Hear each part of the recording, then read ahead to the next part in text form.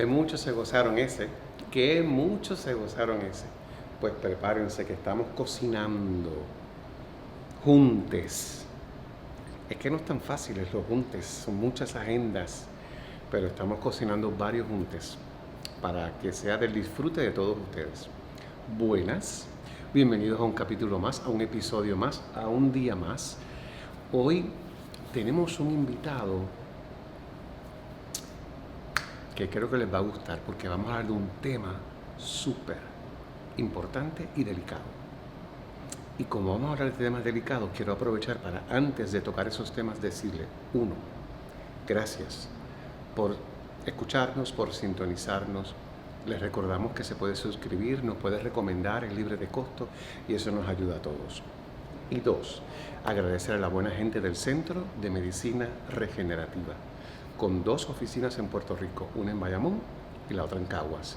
Una oportunidad para que tú atiendas cualquier condición de salud que no te dé paz. Ellos te van a proveer unas opciones, tratamientos, ofertas, todos productos naturales, nada invasivo y espectacular. Creo que te debes dar la oportunidad.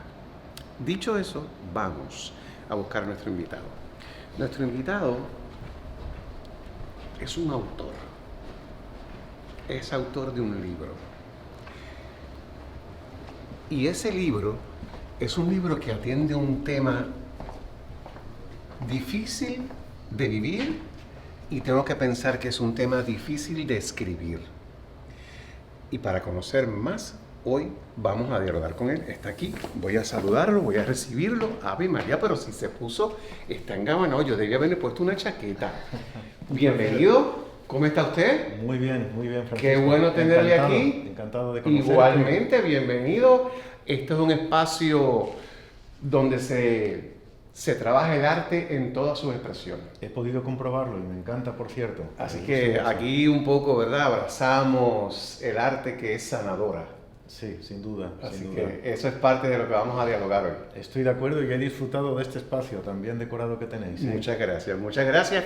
El caballero va a dirigir nuestro camino, aunque va de espalda, pero lo conoce.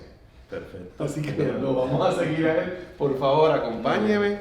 Estoy muy contento de tenerlo. Gracias. Adelante por aquí. Este espacio es... Wow, qué belleza. Le damos mucho... Aquí hay un escalón, por favor. Este espacio le damos mucho amor y mucho cariño para que nos abrace y nos acoja. Sí, Así sí, que... es evidente. Y voy a decirle a nuestro público que estamos comenzando un episodio que para mí es innovador porque estoy conociendo por primera vez a mi invitado. Normalmente mis invitados pues son personas que yo conozco o que de alguna forma he estado en algún tipo de contacto con ellos, pero hoy no es el caso. Hoy este invitado, voy a tomar prestado su libro, es autor de una pieza que se llama Heridas de Amor. ¿Quién no ha estado herido de amor? Bueno, sin embargo, aquí está pasando algo muy interesante con esta historia porque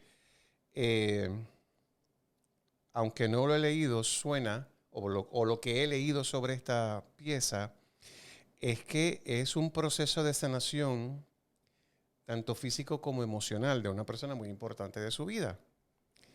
Y aparentemente es la primera vez que escribe de esta forma y de estos temas. De modo que estoy bien deseoso de compartir con él, de dialogar con él, de que me cuente y de ver cómo aprendemos. Porque al final del día lo que yo propongo y lo que yo deseo es aprender todos los días. Así que quiero pensar que eso hoy no va a ser la excepción. Me acompaña el pastor José Luis, a ver, no lo quiero decir mal, Navajo. No, Navajo. Correcto. Ahí sí, es Navajo. Y mire que pregunté antes de que usted llegara. ¿Dónde va el acento? ¿Dónde va la fuerza? Pero la fuerza va en el medio porque es llana y por lo tanto no se acentúa. Muy bien. ¿Cómo está usted? Pues muy bien, Francisco. Debo decir que, aun cuando no nos hayamos visto anteriormente, la manera de recibirme, los segundos o minutos que hemos compartido me han hecho sentir cómodo, confortable, como en casa, como si nos conociéramos hace tiempo. Pues qué bien. Pues yo quiero que usted sepa que su acento a mí me toca en mi corazón, porque obviamente mi apellido es Zamora, Ajá. Entonces, pues, y el Español. segundo apellido es Reyes, así que estamos hablando de Canarias y de Málaga, ahí, Sí, cierto. a la patada, ¿no? Al saque. Sin embargo, lo que yo sé que usted no sabe es que mis primeros pininos en la televisión en Puerto Rico, como comediante, era siendo un sacerdote español. Ah, wow. Entonces, pues nada, que yo el acento lo tomo, lo escucho y pues se me toca la vida entera. Sí, Estudié en un sí, colegio de curas españoles aquí en Puerto Rico y eso un poco me ayudó, además de que la sangre la tengo. sí. De modo que ese acento a mí siempre me ablanda mi corazón y me Y pone además listo para... lo sacas con una facilidad asombrosa. Me sale muy Sí, sí. facilito, sí señor. Pero fueron muchos años haciendo y disfrutando y siempre con el mayor respeto a los acentos, ¿verdad? Porque, Claro que sí, claro que ¿verdad? sí. Por lo menos yo lo manejé siempre de esa forma. Ujú. Eh, y la realidad es que por lo menos en la zona metropolitana de Puerto Rico, eh, la fe ha estado muy ligada a los españoles, Ajá, por lo menos la católica. correcto, claro, claro. Entonces, pues muchos de los sacerdotes que dan las misas, por lo menos en la zona metropolitana, en los tiempos en que yo crecía, eran españoles. Supuestamente los españoles venían a evangelizar, A supuestamente. eso fue que llegó don Cristóbal Colón. Correcto, sí. Y todavía llevamos 500 años en ese proceso. Y sigue sin aparecer el oro. Ay, Dios mío. Pero bueno, quizá lo importante es que lo que tenemos y lo que queremos encontrar es más importante que el oro al final del día. Definitivamente, totalmente de Ese acuerdo. oro es pasajero y es Así transitante. es, así es. Antes de hablar en profundidad del tema del libro que me causa bastante curiosidad, usted es pastor. Correcto. A ver, explíqueme un poco, aquí decimos en arroz y habichuela, Ujú. que se pueda digerir o que se pueda entender ese pastoreo, en qué fe, cómo es que se desempeña esa parte. Sí, pues el pastorado es una llamada, es la respuesta a una llamada a ministrar. Un pastor, en definitiva, sería algo así como un médico del alma y del espíritu. Bello. Lo que buscamos los pastores son dos cosas. Hay dos cometidos principales. Uno, mostrar a la gente cómo ir al cielo. Y dos, ayudarles a vivir en la tierra. Mm. Creo que si nos enfocamos solo en llevarles al cielo sin tender la mano para ayudarles a vivir en la tierra, nos estamos equivocando. Creo que si nos enfocamos solo en el área social, cómo puedo ayudarte aquí, pero no les apuntamos hacia la eternidad, nos estamos equivocando también. En definitiva, tenemos que cubrir esas dos áreas desde una perspectiva de fe, una fe trascendente, pero también relevante. Digo trascendente porque se trata de tocar el cielo, pero relevante porque se trata de pisar la tierra también. Wow. Porque para dejar huella, lo primero es tener los pies sobre la tierra.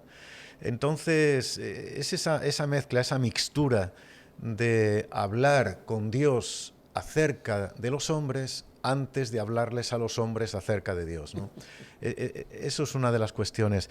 Una forma de enfocar la pastoral. Yo he sido pastor, digamos, a pleno tiempo durante muchos años. Pero leí que usted comenzó a los 17 años Sí, con el sabor del pastoreo, ¿no? De ser correcto. pastor. Sí, comencé a hacer funciones pastorales con 17 años de edad. Válgame.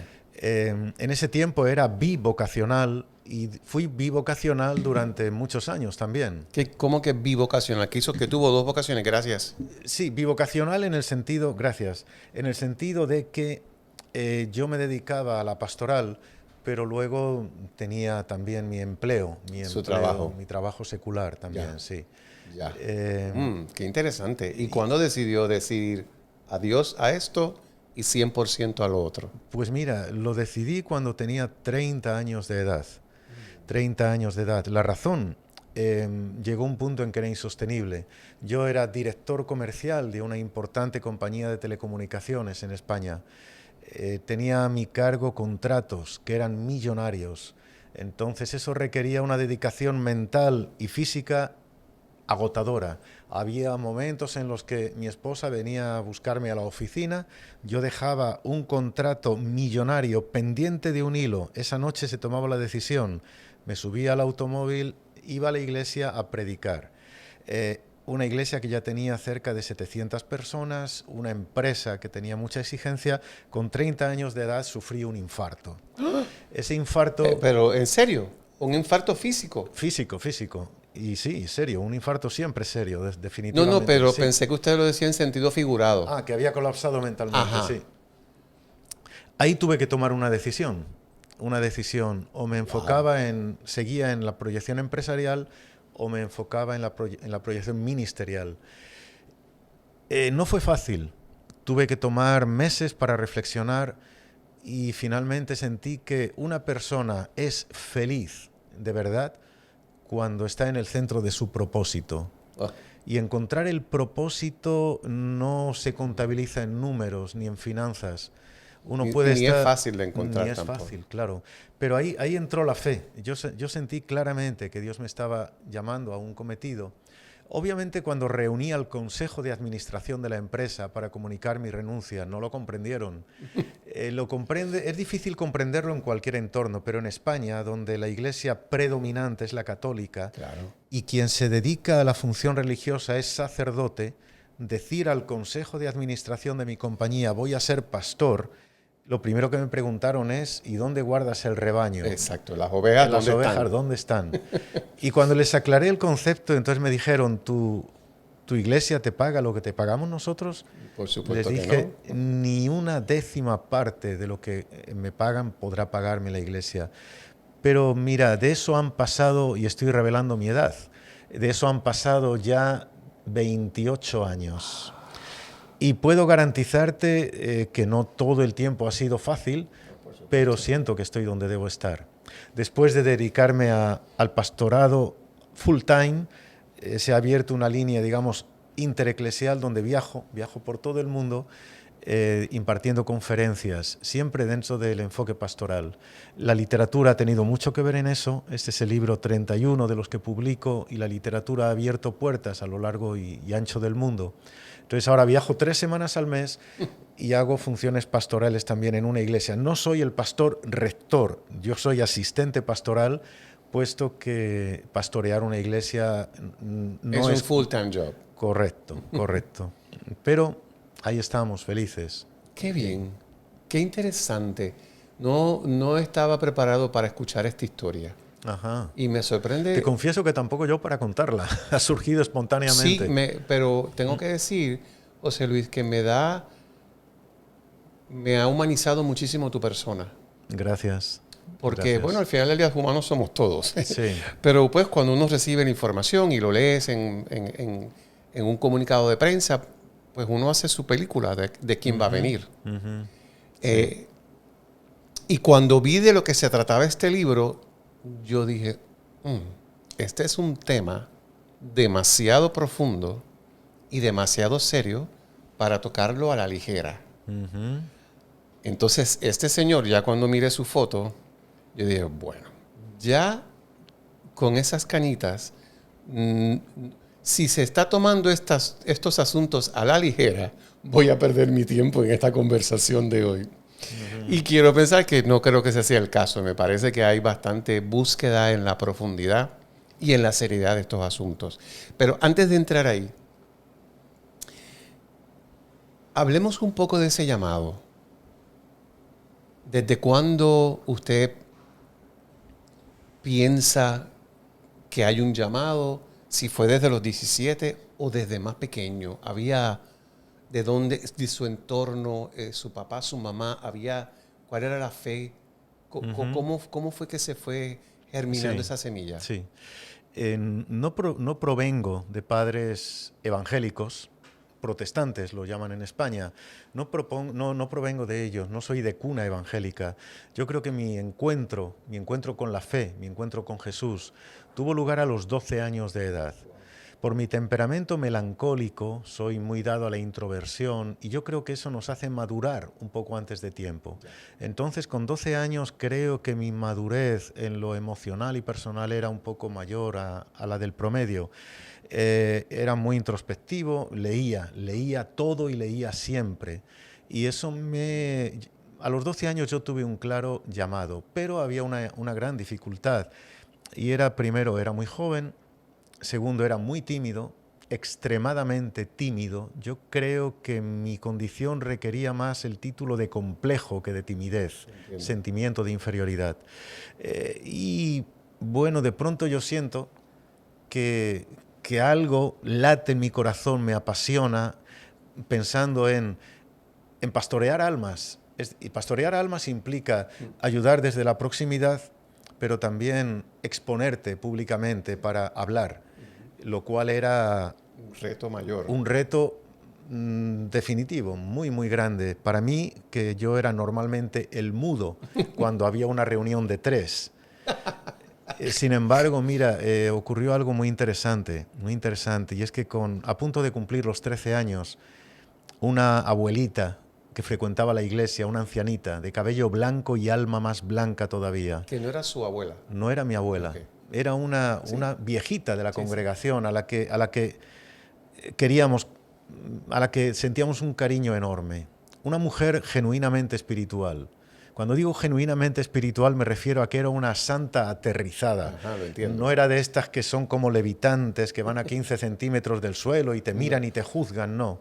Ella reía con nosotros. Esa mujer vino y me dijo: José Luis, Dios te llama a que predique su palabra.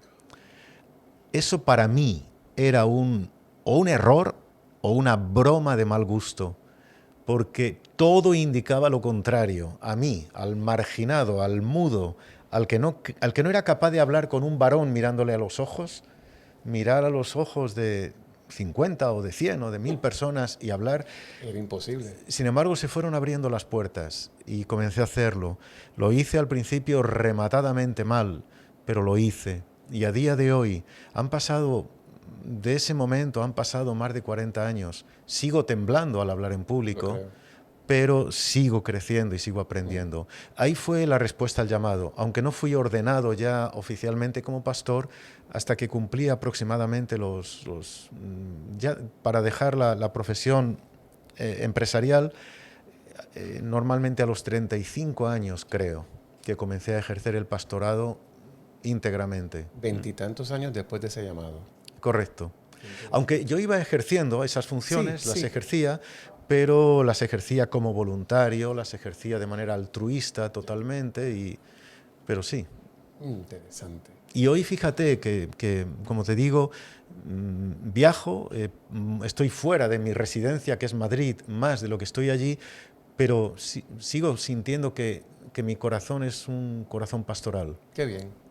Y tengo que pensar que en esas charlas que usted da, en todos sus viajes, es imposible no conversar, ¿verdad? La palabra y el mensaje de Cristo y el mensaje de fe. Correcto. Que es el que lo mueve a usted. Correcto, totalmente. Hay varios enfoques en la literatura que he escrito. Uno de ellos es el ámbito de la familia, otro es literatura puramente para jóvenes, otro para niños, otra para liderazgo empresarial. Entonces puedo estar hablando a ejecutivos, directivos de empresa, pero siempre se filtra la fe. Claro. Puedo estar hablando en institutos o universidades a jóvenes, pero se filtra la fe siempre. Intento adecuar el lenguaje porque creo en una forma de comunicar valores espirituales, pero de una manera accesible, entendible, contemporánea. No hace falta ser místico para estar hablando de Dios. Me ha encantado este término, se filtra la fe.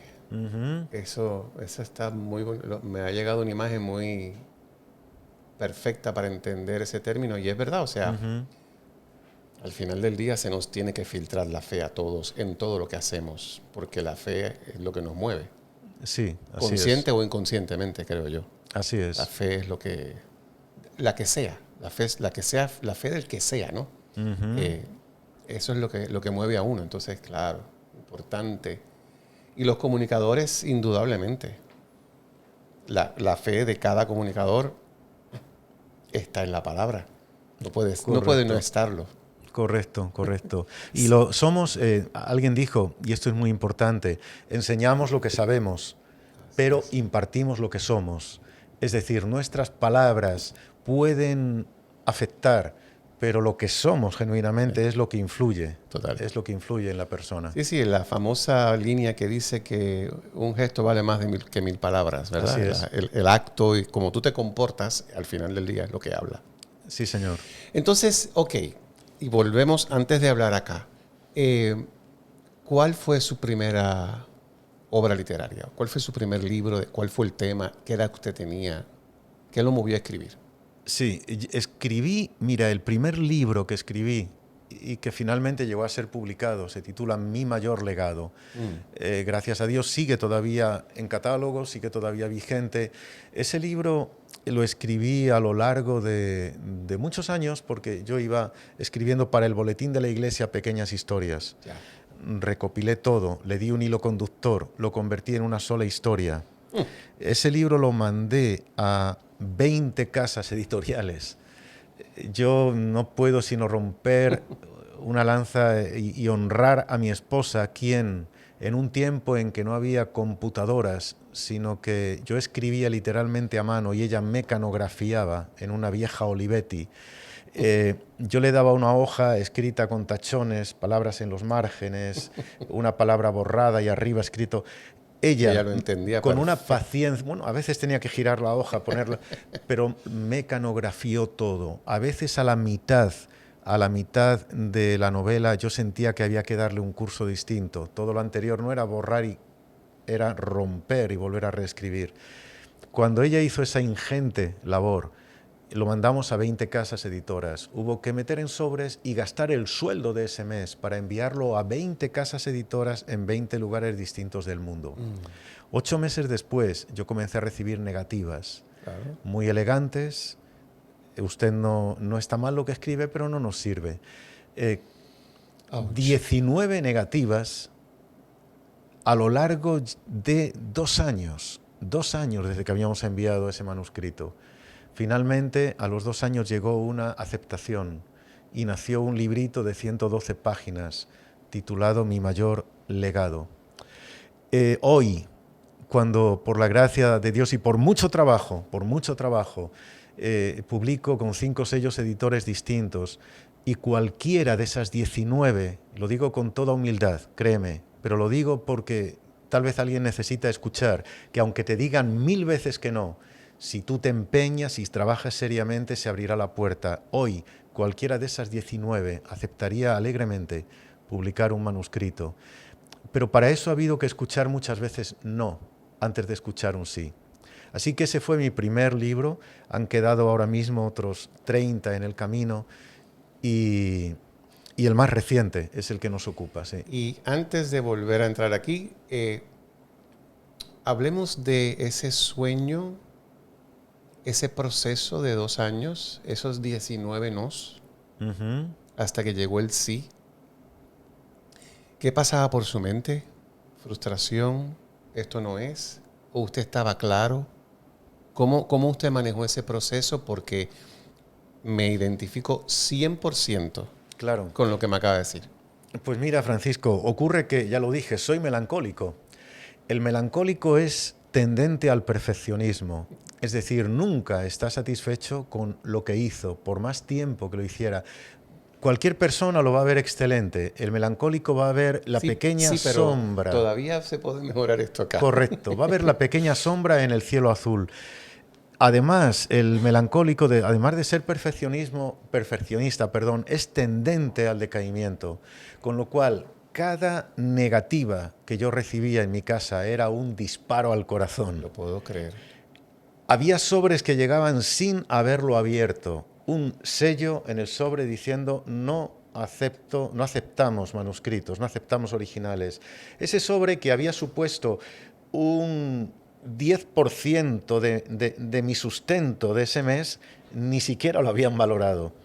Así que, bueno, ¿sabes qué me sostuvo? Me sostuvo más que mi propia fe, me sostuvo la fe de mi esposa en ese tiempo. Eso me lo sospeché. Ella me tomaba de la mano y me decía, tranquilo, Ay, la puerta se abrirá cuando deba abrirse. Tranquilo, no eres peor porque te digan que no. No serás mejor cuando te digan que sí. Tú eres tú.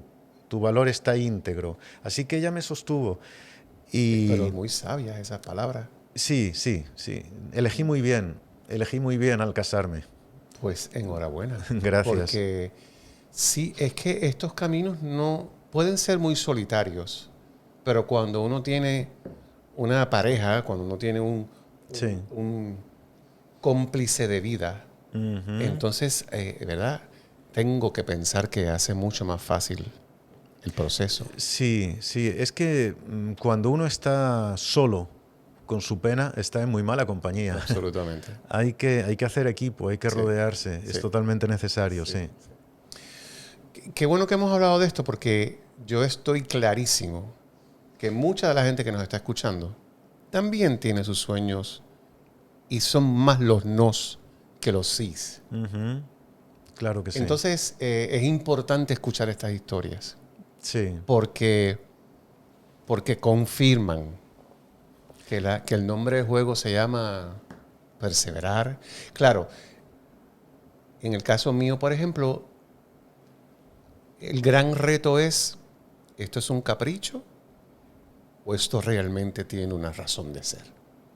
Sí. Que no sea el Yo capricho. puedo, No sé si me entiende lo que le quiero decir. totalmente, claro que sí. Para mí la manera de discernir este asunto es, el capricho normalmente suele ser temporal, el Correcto. antojo suele ser temporal, Sí.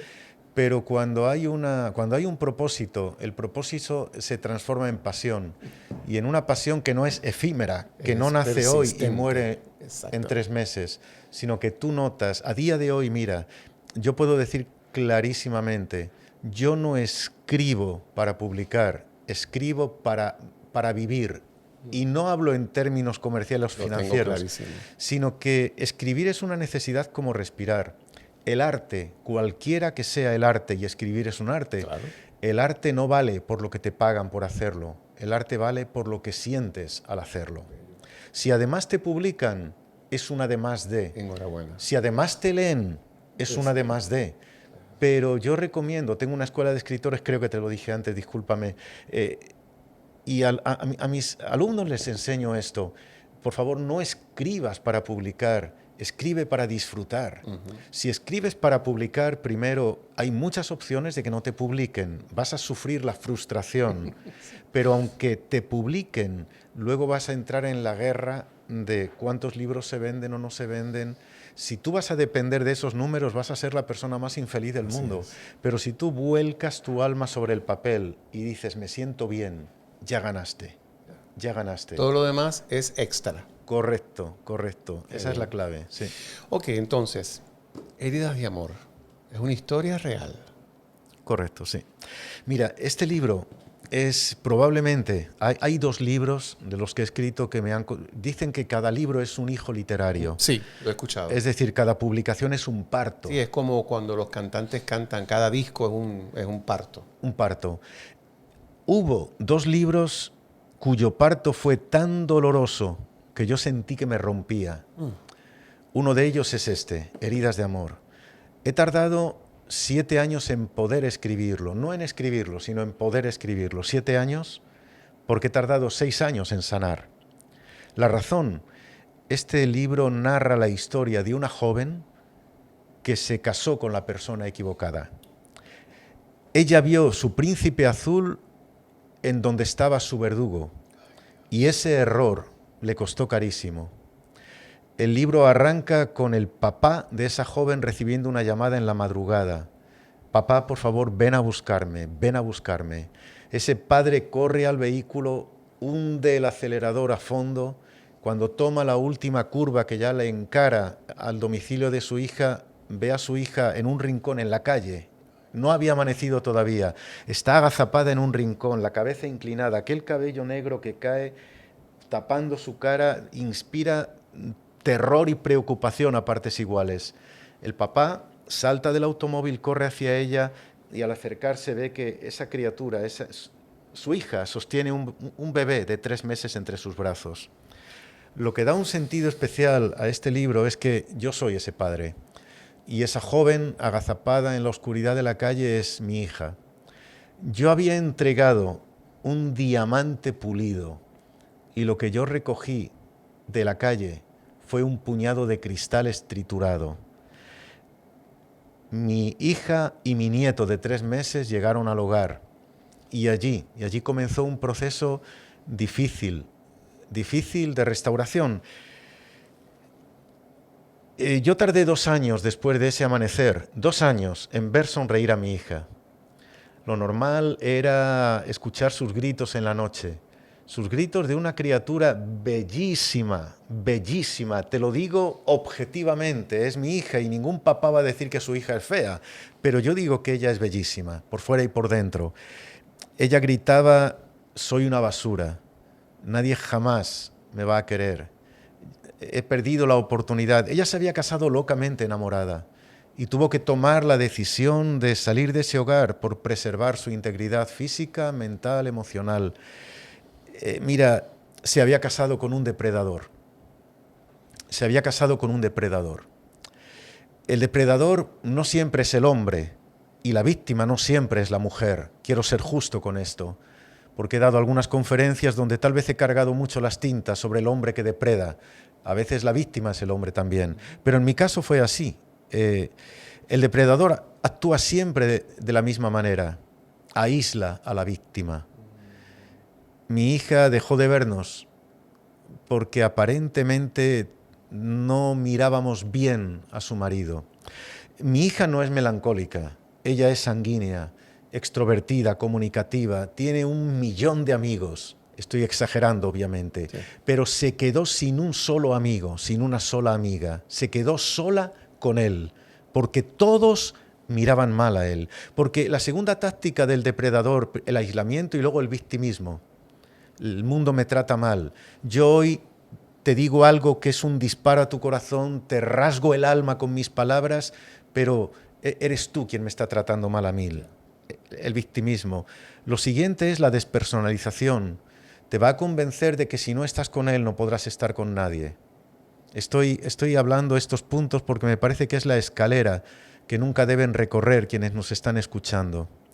Te va a convencer de que es él o la soledad. O él. Lo otro es que va a hacerte sentir poco a poco, esto no va a ser instantáneo, pero poco a poco te va a quitar tu dignidad.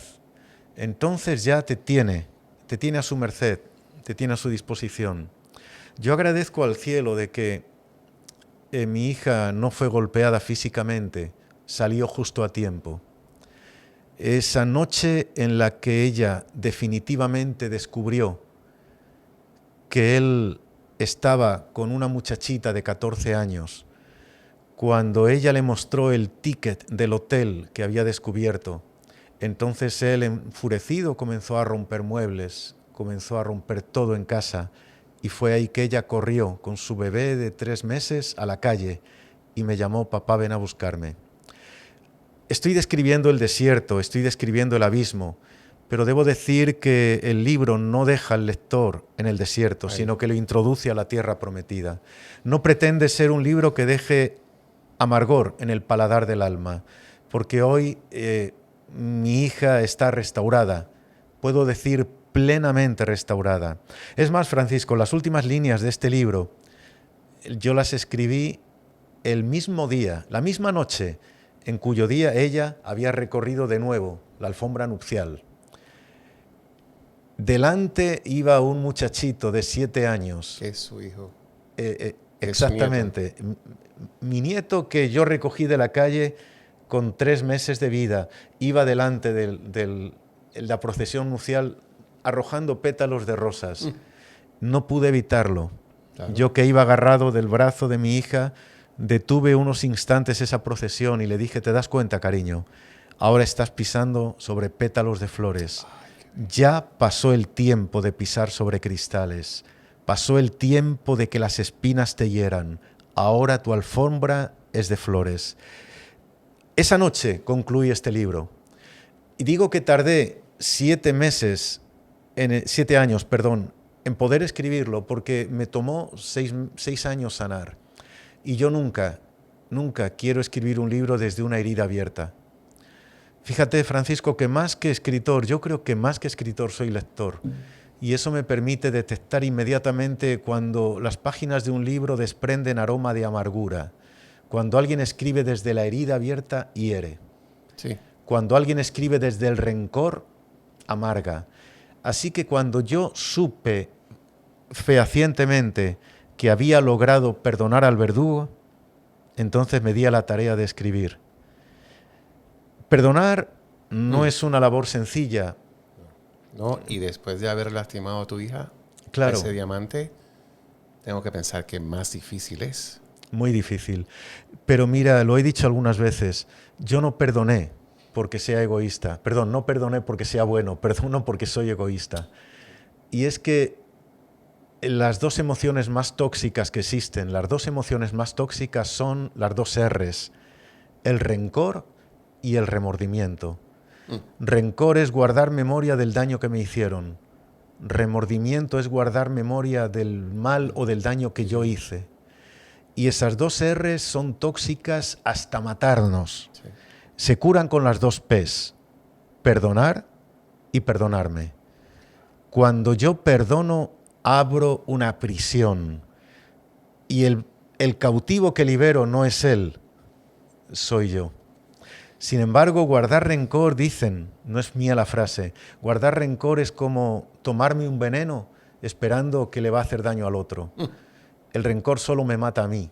La otra persona puede vivir alegremente su vida mientras yo sigo viviendo amargado por guardar rencor. Así que como soy tan egoísta, le perdoné y me sentí libre. Y mi hija le ha perdonado.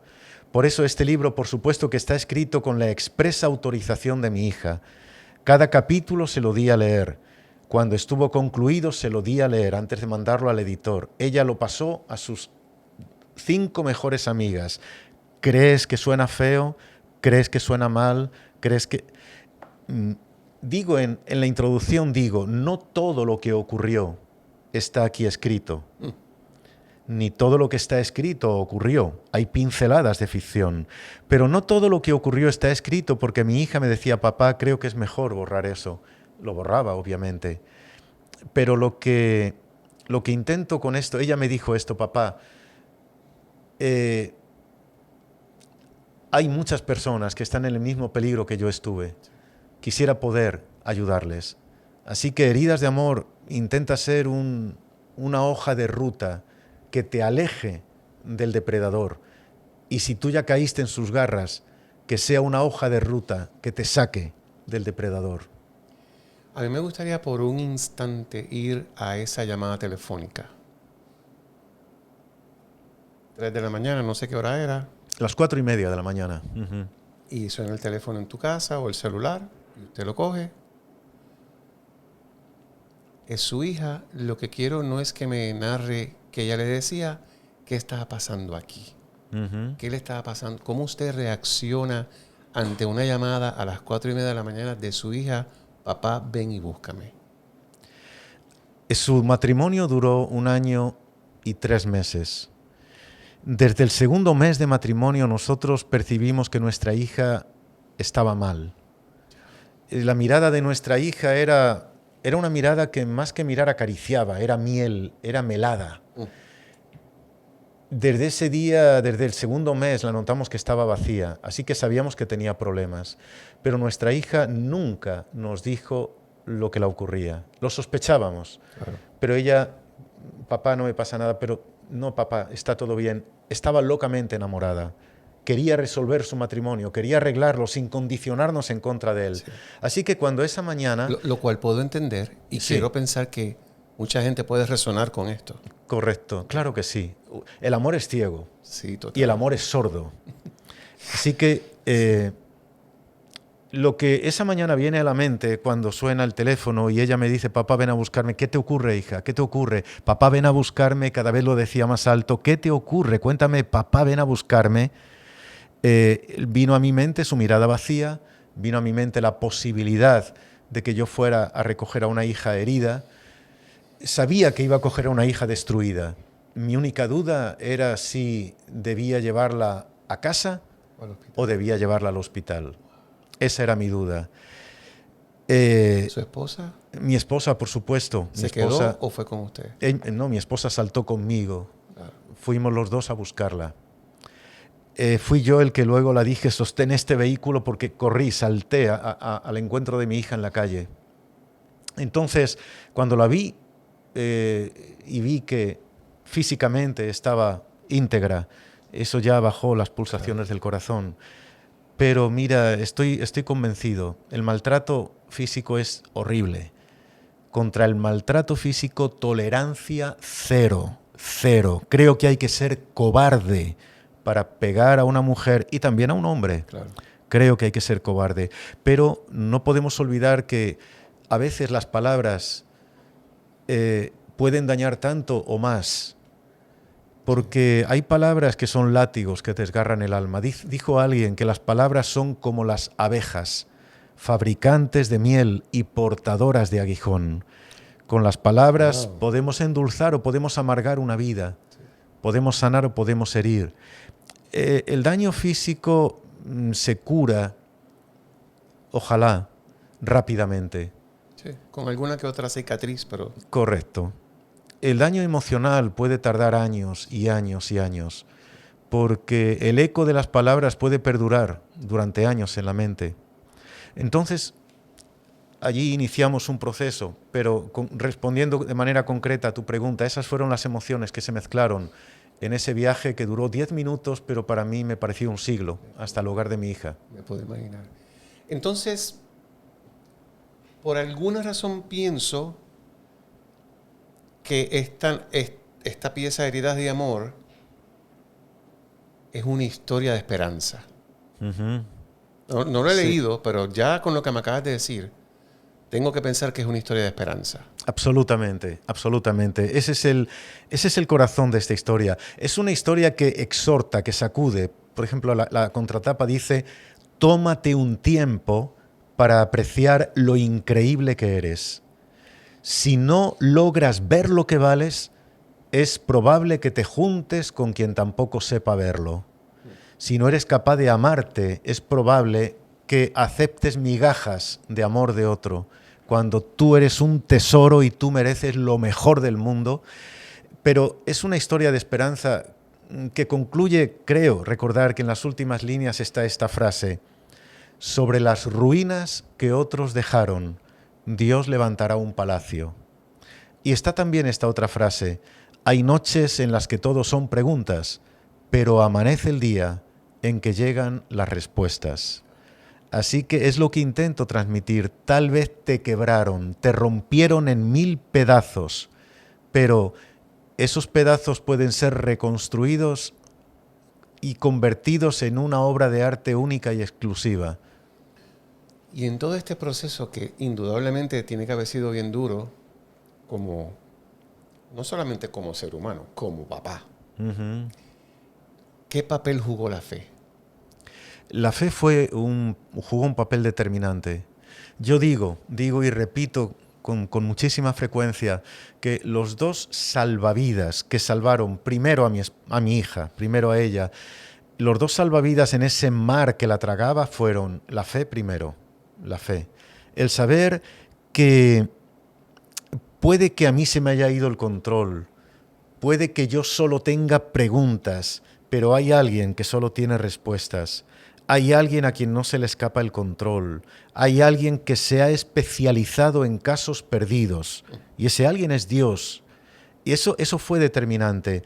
Y luego, desde la perspectiva de papá y mamá, para mí, yo confieso, había 1000 momentos en los que yo no sabía qué podía decir a mi hija. Yo no tenía respuesta.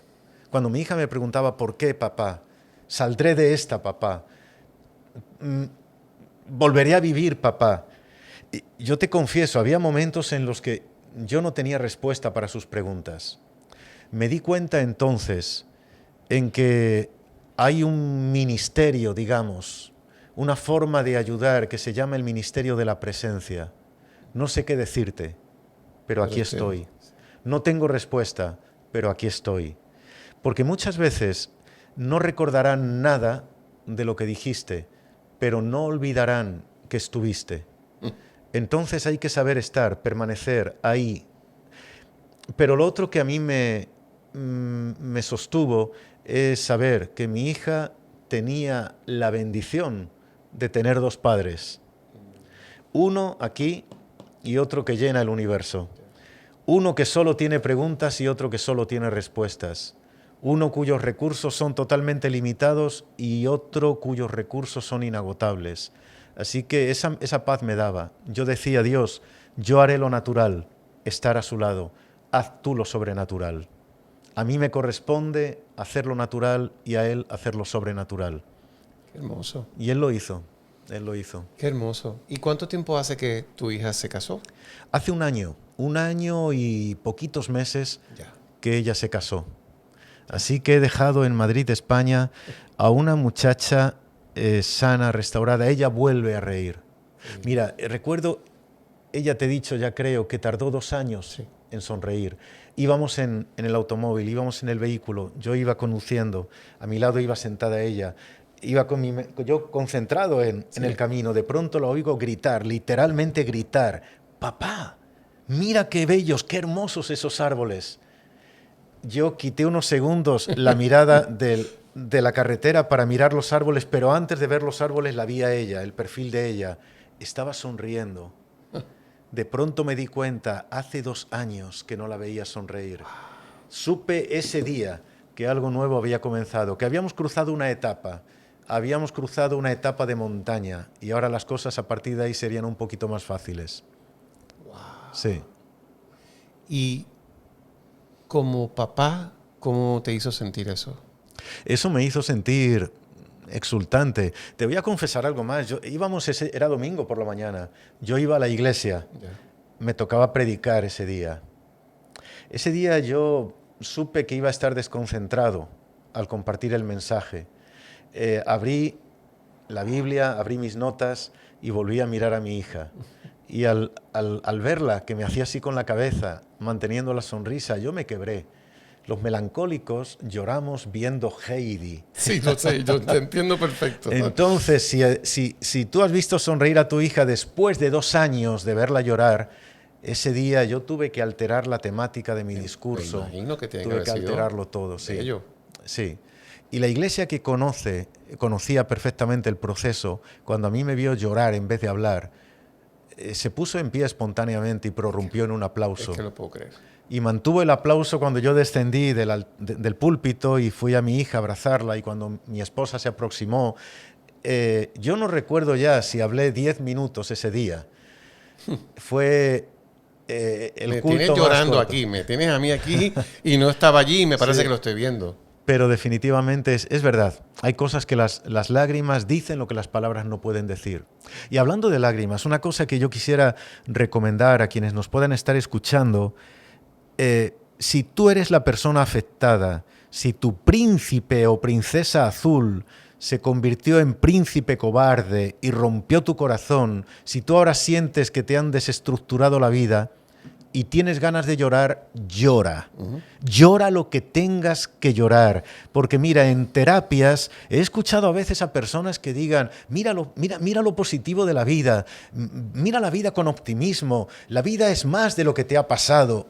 Claro que es más, claro que hay optimismo, pero en ese momento el deprimido no puede ver. Correcto. Es como pedir a un ciego, mira la belleza de la luna, no puede. A veces confundimos el llorar con falta de fe. Si tuvieras más fe no llorarías. Yo le dije a mi hija, llora, llora, llora ríos, llora mares, que ya construiremos el puente para cruzarlos. Y a los que están acompañando al enfermo del alma, por favor, no le prohíbas llorar. Y no le des discursos, simplemente acompáñale. Simplemente mira, el calor de una mano en el hombro, ese calor dice más que una conferencia de 3 horas. Cierto. Así que es clave saber acompañar también al que sufre. Sí, ese abrazo, sí. Como muy bien explicaste, no tengo nada que decirte, pero estoy aquí. Eso es. ¿Desde cuándo tienes este don de la palabra?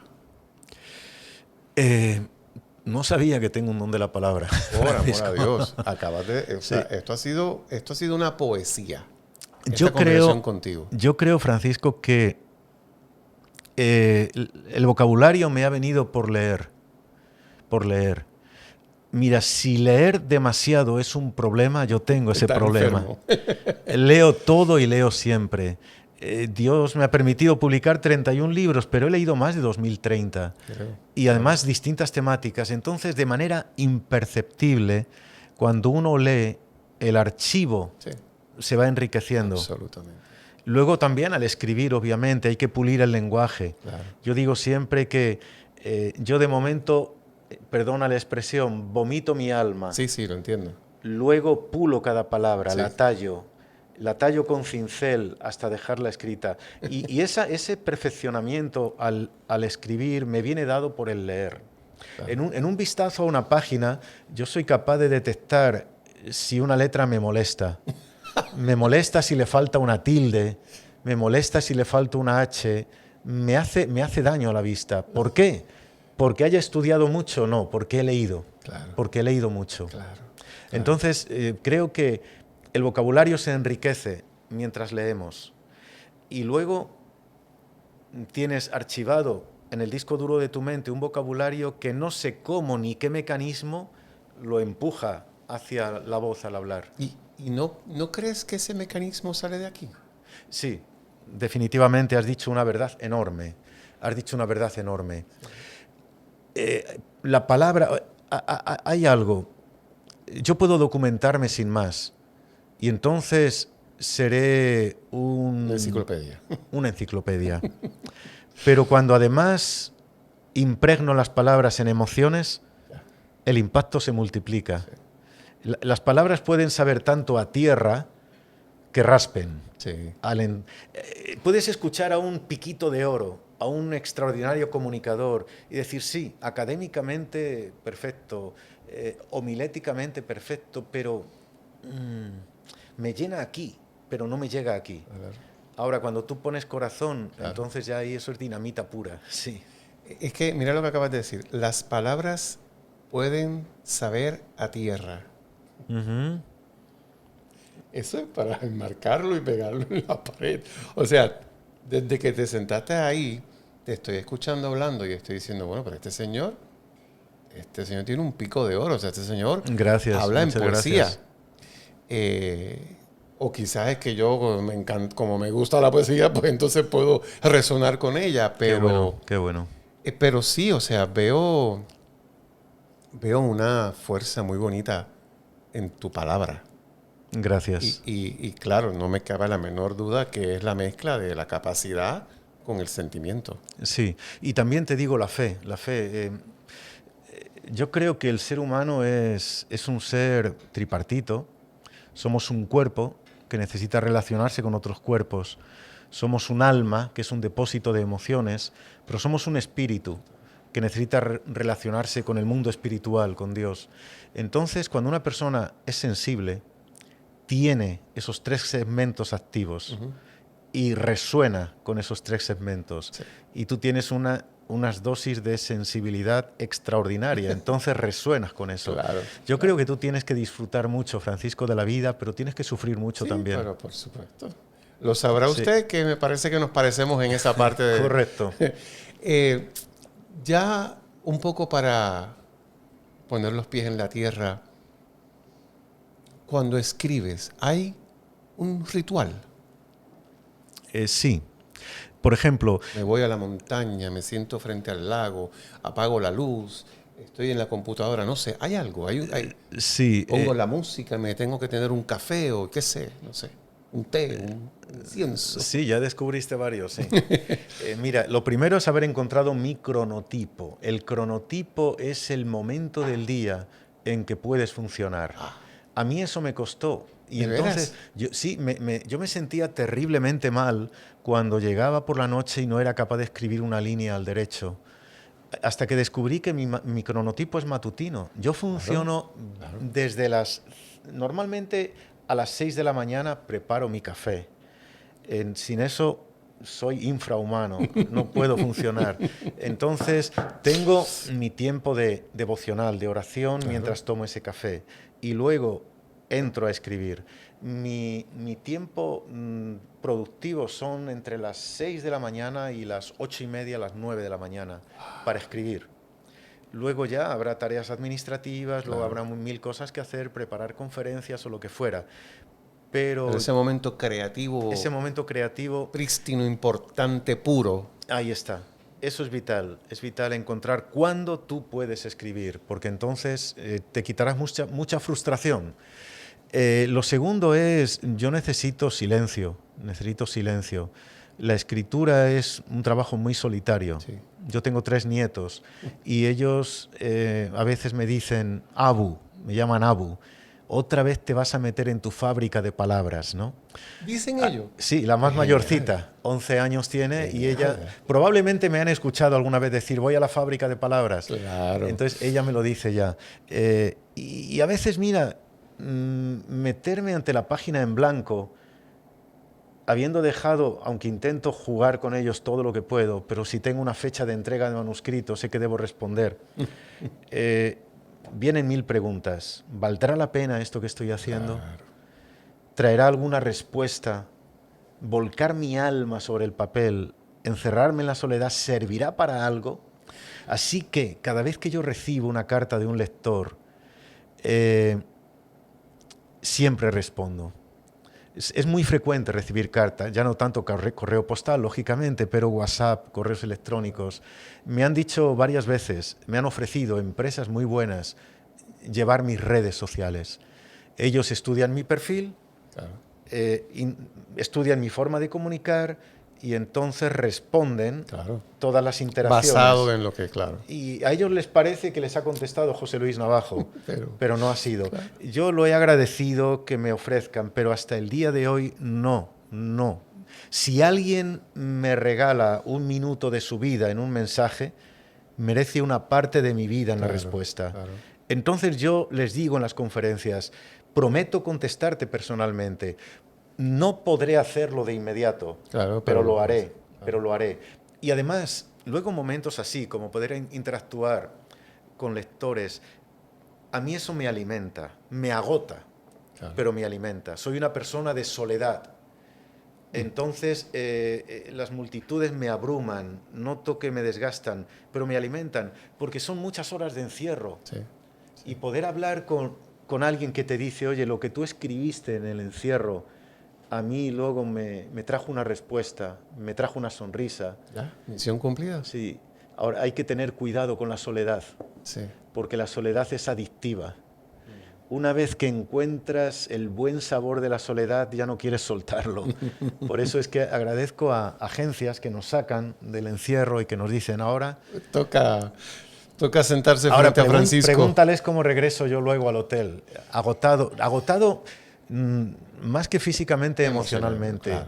Ten en cuenta, por otro lado, que estoy contando una historia que cada vez que la cuento la revivo. Lo tengo clarísimo. Lo vi en los ojitos durante todo el momento, claro que y sí. eso Sí, quiere abrir la sigue herida. siendo un dolor. Sí. Ahorita mencionaste que cuando te enfrentas a la hoja en blanco, te preguntas si valdrá la pena. Pero 32 obras después, ¿todavía te lo preguntas? Soy melancólico, ya te lo dije. Esa es la respuesta. No haría falta más respuesta que esa. Sí, es verdad. El Entendido. melancólico, mira, Entendido, es verdad. siempre cree que pudo escribir bien. Cuando escribe bien, cree que pudo escribir mejor. Cuando escribe mejor, cree que debe hacerlo excelente. Y si llega a hacerlo excelente, cree que debe hacerlo perfecto.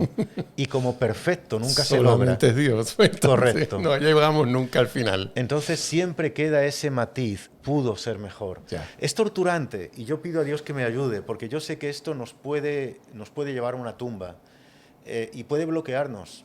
Claro. El temor a no hacerlo todo lo bien que deberíamos puede paralizarnos. Sí. Yo agradezco a Dios que Él ha puesto a mi lado personas que me dicen adelante y que me dicen tienes que volver a hacerlo. Si no, probablemente hace mucho tiempo que no dictaría conferencias y hace mucho tiempo que no escribiría. Ya. Tenemos que tener cuidado. Mira, nosotros no podemos cambiar nuestro temperamento. El temperamento es algo innato, genético. Sí, lo podemos moldear, lo podemos matizar. Podemos matizarlo, pero Sí. lo que podemos sobre todo es, el temperamento es el caballo. Cierto. el carácter es el jinete. Entonces, con un carácter yo debo domar al jinete, al caballo, perdón. Entonces, el temperamento que no tiene carácter se va a hundir. Sí. Si eres colérico, te vas a ganar amigos por todos los lados. Si eres flemático, no vas a hacer nada en la vida. Y si eres melancólico, vas a acabar en un hospital de salud mental para depresivos. Claro. Pero si tú pules tu carácter, y el carácter se modela con relaciones, se modela con decisiones, se modela con caídas, pero gente que te ayuda a levantarte. Entonces esa es la clave. Y yo creo que tengo 59 años y casi ya tengo ese carácter. En control. Casi. Quería comentarte que yo descubrí que son las 3 de la mañana mi hora creativa. 3 de la mañana. 3 de la mañana, porque me despierto a la 1, 2, porque la cabeza no me deja dormir. Me levanto, me siento y ahí... Y entonces puedo regresar a la cama, pero con la tranquilidad de que ya lo saqué. Lo sacaste, qué bueno. Entonces cuando tengo que escribir, sí, es muy temprano en la mañana. Te admiro. Max Lucado es mi referente literario. Él es un autor muy prolífico. Yo de adolescente leía sus libros, levantaba la mirada y decía, algún día me gustaría escribir así. Max Lucado ha escrito cientos de libros. Y tuve el enorme privilegio, después de 19 negativas, como te dije antes, mi libro número 19 fue nominado como mejor libro del año en original español. Cuando llego al certamen y encuentro que mi competidor era Max Lucado, mi referente, aquel con quien yo había soñado poder tomarme una foto, estaba compitiendo conmigo. Por supuesto que el premio se lo llevó él, pero el premio de estar a su lado compitiendo... ¿Ese era el suyo? Y Max Lucado, recuerdo que hablé con él entonces y le dije que cuando escribía, y él me dijo, normalmente entre las 2 y las 5 de la mañana es mi tiempo creativo. Sí. Dice, en la mañana luego hay que levantarme con un remolque, con una grúa, pero en la noche yo soy productivo. Así que se puede hacer cosas hermosísimas en ese horario. Qué bien. ¿Dónde se consigue el libro? El libro está disponible en formato impreso, en formato digital también. Está en la librería favorita de nuestros oyentes. Está en Walmart, Walgreens también, y en plataformas digitales como Amazon. Perfecto. Allí pueden encontrarlo. Perfecto. Que no es nada complicado. Heridas de amor, José Luis Navajo. Muy bien. Yo quiero que sepas que esta conversa ha sido para mí un gustazo. Muchísimas gracias. Para mí una sorpresa, porque honestamente no tenía idea de quién eras hasta que te estreché la mano allá afuera. Gracias. Y ha sido muy grato para mí. Me siento que mi cuerpo entero está disfrutando de esta conversa que hemos tenido. Y siempre le ofrezco a mis invitados, antes de terminar, que me hagan una pregunta a mí. Porque como yo me las he hecho todas las preguntas, pues si me quieres preguntar tú algo, por aquello de balancear la cosa. Qué interesante, qué interesante. Se me ocurre esta pregunta, Francisco. Cuando pases, ojalá que sea dentro de mucho, mucho tiempo, ¿por qué te gustaría que te recordasen? ¿Qué recuerdo te gustaría dejar en las personas? Lo tengo bien claro porque lo he pensado mucho. Yo todas las mañanas me levanto con el propósito de empujar hacia el frente a la raza. Desde la perspectiva de la sanación, de que la línea es todo va a estar bien. Qué bueno. It's okay. Todo va a estar bien. Lo vamos a resolver. Todo se va a resolver. No pasa nada. Qué bueno. Entonces, si yo me levanto por la mañana y digo, ok, hoy voy a lograr un poco más. Siempre me acuesto haciendo inventario, que pues esto fue lo que logré hoy, qué es lo que me falta. Las frustraciones están por borbotones, ¿tú sabes? Inevitable, claro. Porque obviamente cuando uno está en esta mentalidad, en estos mundos en que estamos viviendo, tú no estás con los pies en la tierra, tú estás en un viaje, como decimos en este país. Pero pues ya a esta edad, ya yo sé que este es mi viaje. Por aquí es que me toca. Y esto es lo que me toca hacer. Así que, contestando a tu pregunta, pues yo quiero pensar que sí, que ayudé a empujar hacia el frente. Qué bueno. En España, creo que aquí también, ese tipo de personas se les llama personas vitamina. ¿Cómo se llaman? Vitamina, personas vitamina, Ah, personas que te enriquecen, que te nutren. Sí que con ese concepto, porque es una especie en peligro de extinción. Sí, sí, es una vocación. Es una vocación también, sí. Porque Es cierto. no está fácil. Ha sido un gusto Gracias. conversar contigo. Te agradezco que me hayas abierto tu corazón porque siento que lo abriste. Así Así es. que te lo agradezco. Pero me has hecho crecer tú también. Ay, pues Gracias. que para bien sea. Entonces, ¿tienes redes sociales que manejas tú? Claro. Sí. Dámelas sí, para sí, que sí. la gente se pueda conectar contigo. Es sencillo, José Luis Navajo. Ya Como lo sé. José Luis Navajo, en todas las redes sociales puedes encontrarme. De nuevo, puedes escribirme y de nuevo prometo contestarte. Muy bien. Pues en lo que él me dedica ese libro que está dedicando ahí, que estoy con muchas ganas de leer, a ustedes les agradecemos siempre su sintonía. Les recordamos que igual que él, yo leo todos sus comentarios y trato de contestarlos. Así que déjenos saber qué le pareció esta entrevista. Ya saben dónde puede conseguir el libro y a quién más usted quisiera que yo traiga para conversar con ellos. Como siempre, agradecemos su sintonía y nos vemos en la próxima. Muchas gracias.